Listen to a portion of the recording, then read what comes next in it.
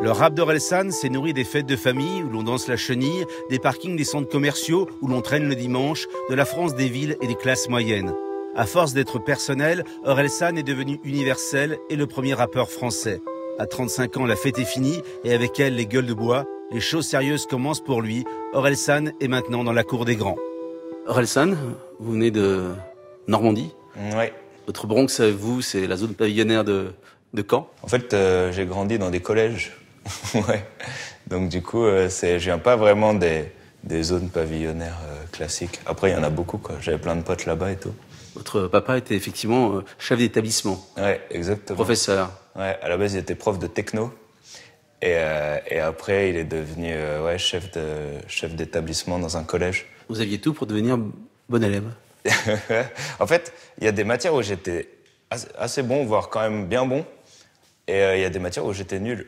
Donc du coup, au final, j'étais moyen, quoi. J'ai eu 10 au bac. En tout cas, vous dites, je viens de la France où l'on danse la chenille. Ouais, je sais qu'on en parle des fois avec des potes. Ouais, tu te rappelles quand ils dansaient la chenille et tout. Et puis il y a un côté un peu dans la chenille, un peu populaire, où genre, quand t'es petit, t'as un peu la honte. Tu te dis, ouais, pourquoi ils font ça et tout, ça te gêne. Moi, je suis assez timide. Je restais dans un coin et je me disais, mais pourquoi ils font ça? Peut-être que j'avais envie de participer, mais juste, j'osais pas, quoi. En tout cas, votre rap vient pas du ghetto, vient pas de la banlieue, il vient de là, il vient de cette campagne. C'est vrai que ça a beaucoup rythmé notre jeunesse d'aller se balader dans les centres commerciaux, d'aller traîner dans les solderies. C'est quelque chose que j'avais envie de chanter parce que c'est quelque chose que je connais bien, quoi. Si votre rap est si populaire, c'est parce qu'il nous parle à tous. Ouais, bah merci. Merci beaucoup. Ça, c'est un des premiers vrais retours sur ma musique qui m'ont touché. Quand je commençais à faire de la musique sur Internet, j'avais l'impression vraiment qu'il y avait moi, mes potes, et puis voilà, on était vraiment à part dans la société.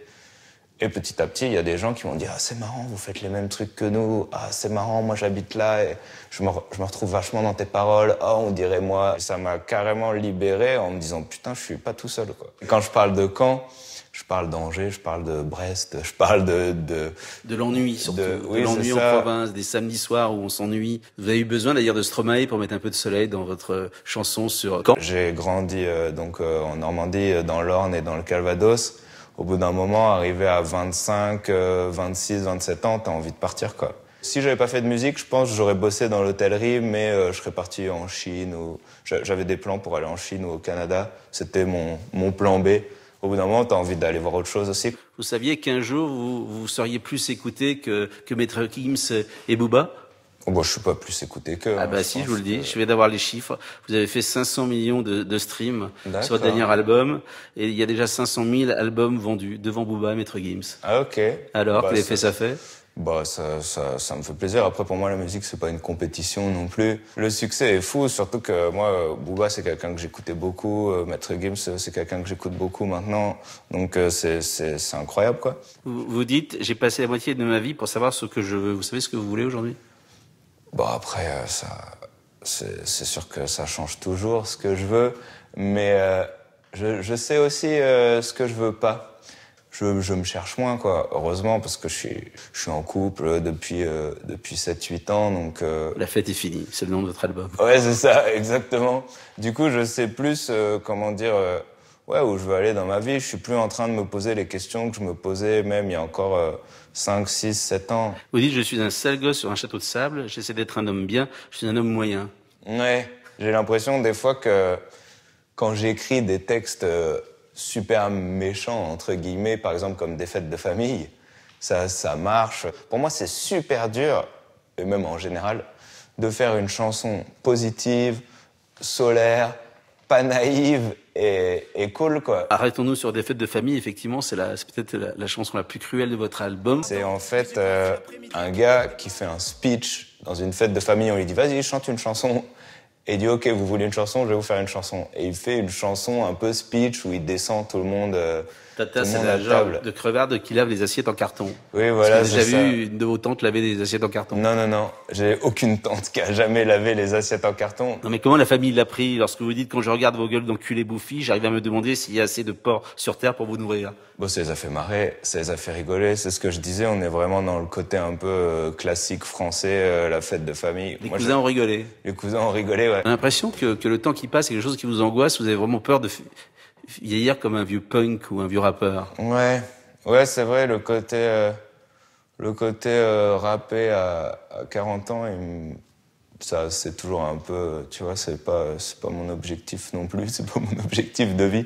Mais vous dites que vous avez vu vos idoles mal vieillir ou disparaître. Ouais, c'est toujours ça. Quand tu fais de la musique, énormément de chanteurs. Par exemple, Michael Jackson, au bout d'un moment, tu vois les albums, ça commence à faire du réchauffé un peu. C'est un exemple. Après, je suis hyper fan de Michael Jackson, mais t'as beaucoup de chanteurs que t'aimes bien comme ça, où au bout d'un moment, ils resservent la même soupe, et j'ai pas du tout envie de faire ça, quoi. La musique, c'est assez dur parce qu'en fait, tous les 2 ans, t'as un nouveau mouvement. T'as des mecs qui arrivent, ils sont super frais, ils sont forts. Moi, je suis toujours impressionné par les nouveaux. Vous faites un album tous les 6 ans, donc vous avez le temps de voir des nouveaux. Ouais, exactement. Il y a des nouvelles vagues qui arrivent avec des nouveaux vocabulaires, des gars qui sont plus à l'aise, des nouveaux styles d'instru. Ouais, on se sent vieux super vite, quoi. Et lorsque tu te demandes ce qui est le gros porc dans la glace, vous avez des moments en disant, mais qu'est-ce que je deviens, comment je vieillis? Ah ouais, carrément, c'est sûr. Moi, entre, je sais pas, 26 et 30 ans, j'ai dû prendre 16 kilos, un truc comme ça, parce que tu t'alimentes mal, tu t'alimentes comme quand t'as 18 ans, et puis voilà, tu grossis. C'est vrai qu'un jour, tu te réveilles, tu te dis, ouais, c'est vraiment moi, ça. Vous avez dû, comme tout gamin, rêver d'être célèbre, et au final, la célébrité, c'est pas si cool que ça, dites-vous.